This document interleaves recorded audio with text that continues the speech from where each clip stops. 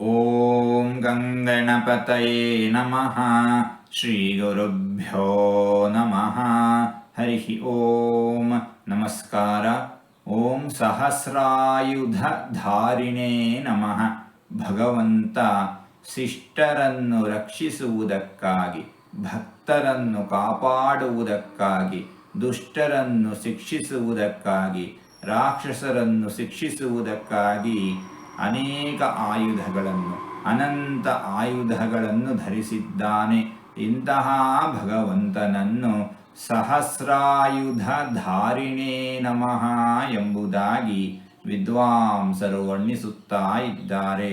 ಹೀಗೆ 4 ತೊದಲು ಮಾತುಗಳನ್ನು ಆಡಿದ್ದೇನೆ. ಇದರಲ್ಲಿ ಏನಾದರೂ ತಪ್ಪುಗಳು ಇದ್ದರೆ ಆ ತಪ್ಪುಗಳನ್ನು ಬಿಟ್ಟು ಒಳ್ಳೆಯದು ಅಂತ ಏನಾದರೂ ಇದ್ದರೆ ಆ ಒಳ್ಳೆಯದನ್ನು ಮಾತ್ರ ಸ್ವೀಕರಿಸಬೇಕು ಅಂತ ಹೇಳಿ ಪ್ರಾರ್ಥನೆ. ಈ ನುಡಿಗಳನ್ನೆಲ್ಲ ಆಡಿಸಿದ ಭಗವಂತನಿಗೆ ಸರ್ವವೂ ಸಮರ್ಪಿತ. ಸರ್ವಂ ಶ್ರೀಕೃಷ್ಣಾರ್ಪಣಮಸ್ತು.